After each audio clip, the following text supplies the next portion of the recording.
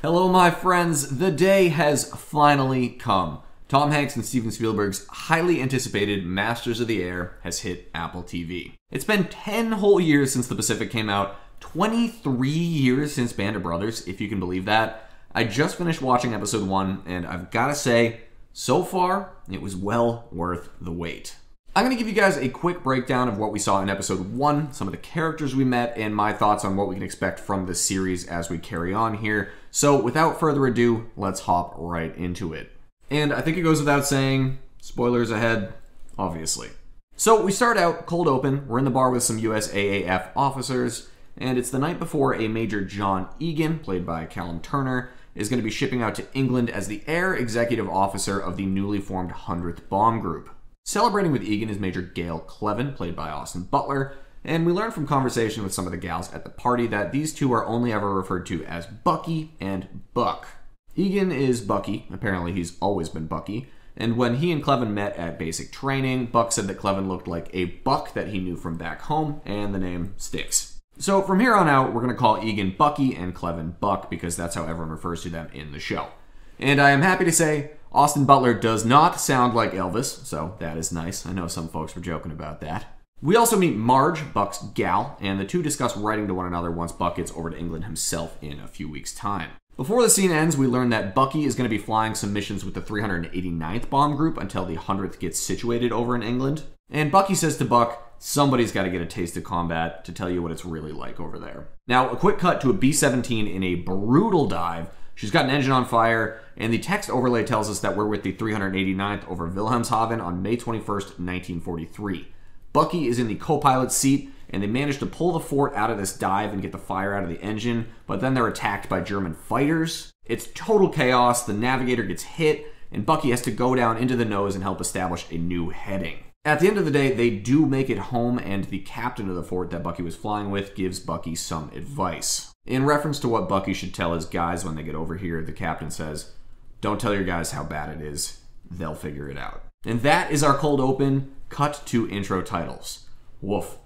Pretty brutal stuff right off the bat. The acting is already solid. It's clear that Buck and Bucky are going to be the Winters and Nixon duo from Band of Brothers, sort of leading this whole thing. And the CGI, in my opinion, has been very good so far. I know some folks were a little concerned about the CGI combat sequences, but like I said, so far, so good. Now, I will say, though, the first possible history nerd concern did pop up for me before we even got to the title sequence. My understanding is that the 389th Bomb Group, the Sky Scorpions, was pretty much entirely kitted out with B-24 Liberators, not B-17s. So if Bucky is doing a fly-along with the 389th on this mission, that opening combat scene probably should have been a B-24, not a B-17. Unless they took a B-17 from the 100th to go along on the trip, I'm not sure, but in any case, something to think about. Alright, so moving on.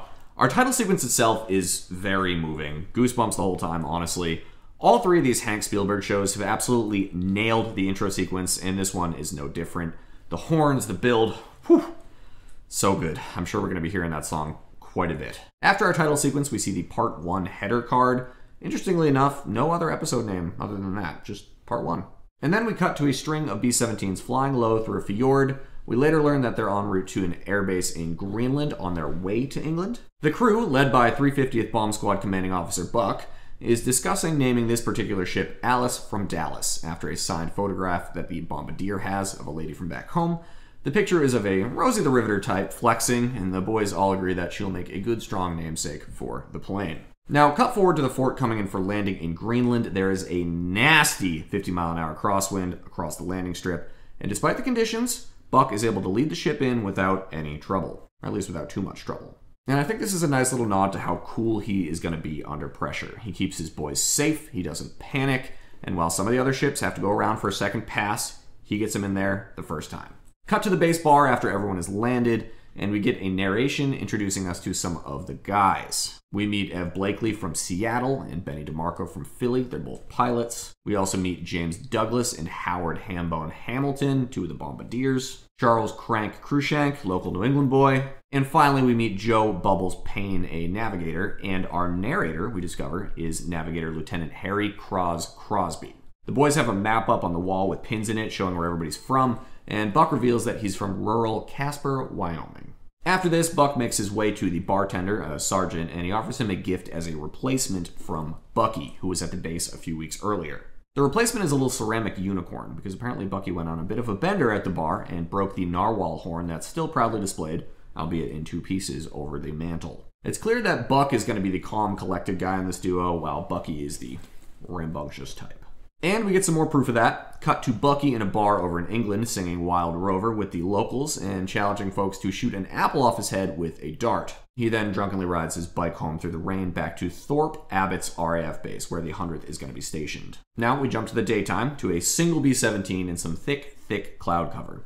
The ship is piloted by Captain John Brady, and Lieutenant Crosby, our narrator from earlier, is his navigator. Now, Crosby's got some wicked air sickness, and he keeps getting sick, and this has caused him to lose focus and get the guys off course and separated from their group on their way to Abbott's. The fort eventually pops out of the cloud bank, and instead of coming up to England, turns out they're over the coast of France. German flak batteries open up, but they manage to get out of there before anything bad happens. The Brady crew does eventually make it to England, but they've got a faulty gear issue and they have to do an emergency belly landing. Brady does get them all in safe, but it's a stressful moment, and I'm guessing it's going to be a preview of some other harrowing landing moments to come in future episodes, but that's just a guess. Bucky comes by with Buck to check on Brady and see what happened, and Brady covers up for Crosby. He doesn't throw him under the bus for getting them lost. During some of the other landings of the other B-17s, we also see Benny DeMarco's ship come in with a husky, a dog named Meatball that apparently he won playing craps, so it seems like Meatball is going to be the group's mascot. Next, we cut to Bucky meeting with Colonel Harold Huglin, the commanding officer of the 100th Bomb Group.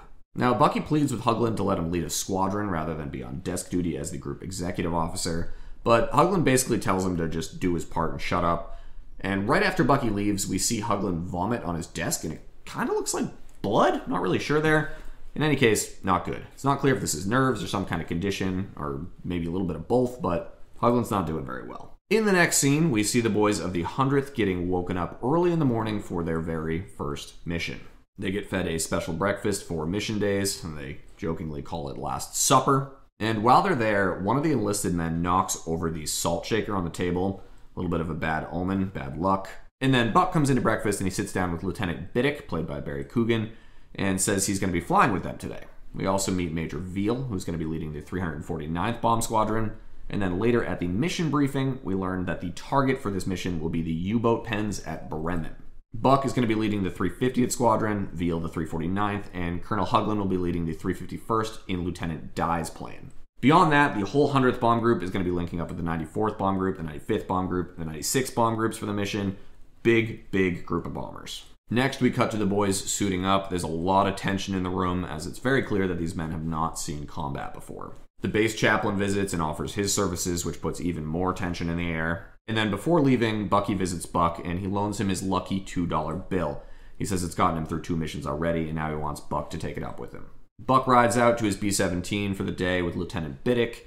The B-17 is named Wild Cargo, and Biddick gives the men a quick pep talk. The scene really illustrates just how young these boys are, and they all look pretty scared. I will say, Barry Keoghan goes with some kind of New York, Boston weird accent here.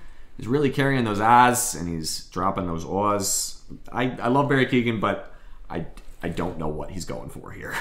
Anyway, the boys mount up, they start doing pre-flight checks, and I thought it was a really intentional choice here to have Buck enter from the rear of the plane rather than up front with the rest of the officers. That way he gets to walk through the entire plane and check in with all the enlisted men. It's clear he's just that kind of good guy. Lieutenant Biddick also graciously gives Buck the pilot seat and takes the co-pilot for himself, even though it's his crew. It's kind of a sign of respect. And in contrast, however, we see Colonel Huglin take the co-pilot seat right off the bat in the ship that he's riding in. Very clear distinction here about who's really leading from the front and who's taking actual responsibility here. The ships all fire up. We get a lovely takeoff montage, as you've got to do in any show or movie about B-17s. And like that, we're off. Pretty early on the mission, though, we're already having some issues. There's a wicked haze out there. The guys can't see anything through this cloud cover and have a really hard time forming up. There's nearly a collision with Buck's plane right off the bat, and they do manage to avoid it. And Major Veal's aircraft back with the 349th is having some engine trouble, and then rather than hold his formation up, he decides to head back to England. And then we cut to the German defenders down on the ground, rushing to their flak positions and getting those big guns opening up. The whole formation starts getting bracketed something fierce. The B-17s are taking hits, but nobody's injured so far. And then they reach the initial point and head in on the target, but the visibility is still terrible. Huglin's crew, who, mind you, is in the lead, can't see the target. Huglin panics and scrubs the whole mission rather than going around or dropping anyway, so the whole formation whips it around without dropping a single bomb. And then the flak stops. The men know this means fighters are coming, and boy do they. A whole flight of BF-109s pounces on the 349 squadron in the back, who've fallen back a bit after Veal had to leave, and they rip those guys apart. It's a truly brutal scene. Within seconds, 3 of the forts go down, and I will say, I think the show has done an incredible job so far demonstrating how fast this would have happened. In a head-on attack, these 109s would have closed in seconds. A strafe on these formations would be practically over before you'd even know it. And I hope that keeps up. We didn't see any of those slow fighter approaches where the gunners are meticulously tracking targets. It's all flash and fury and chaos. And through this whole thing, Buck's squadron makes it out all right. They don't get the fighters as bad because they're in tight formation and they're where they're supposed to be. And all the rest of the bombers end up making it home safe, though we do see lots of casualties being helped out of the planes by medical personnel on the ground. We see Colonel Huglin drop out of his aircraft and promptly vomit again right on the hard stand there. And then he collapses. He passes out. So I guess we'll see what happens there in the next episode. We then cut back to Buck examining the severe damage to his fort. Bucky comes up to greet him, and Buck reveals his frustration that they lost 30 men and didn't drop a single bomb. He also asks Bucky, why didn't you tell me how bad it was? Kind of mirroring the intro with the 389th pilot telling Bucky basically that you just need to see it for yourself to believe it. And just like that, that is the end of the episode. Part 1 in the bag, right around 56 minutes later. All in all, thoroughly impressed so far. The acting has been very good. Both Callum Turner and Austin Butler have room to shine in their respective leading roles, and they initially seem like really great choices for the gig. Though this episode is pretty heavily focused on Buck and Bucky, I'm hoping the rest of the supporting cast do get more opportunities to shine. I think our narrator, Lieutenant Crosby, will be getting some more attention. He's very much the green, scared kid at the moment, but I'm sure we're going to see that change. And I don't know too much about Anthony Boyle in that role, but I'm excited to see what he can do here. It does seem that the show is framing Nikolai Kinski as Colonel Huglin, sort of as the Captain Sobel Band of Brothers bad guy role, so to speak. And we didn't really get much dialogue between the other characters. I think part of what made Band of Brothers so compelling was the depth of the relationships explored between so many of the incredible folks in that cast. And I'm hoping that they can capture that magic again here. No knock against Austin Butler or Callum Turner by any means, but I do hope that the show doesn't just fixate too strongly on just those two guys. I honestly don't think it will, but other than that, for a World War II nerd, the B-17s look beautiful. Chef's kiss. I love it. The CGI, as I mentioned before, convincing enough for me, though I'm curious what you guys think. Let me know down in the comments below. And a special shout out to the costume crew for this show. All the flight gear is killer. So good so far. So that's a little bit of a taste of Masters of the Air. I am loving it so far. And you know what? I'm going to go watch episode 2 right now. If you guys enjoyed this little review and would like to see me keep it up with the rest of the show, let me know down in the comments below as well. And until next time, my friends, be well, enjoy, cheers.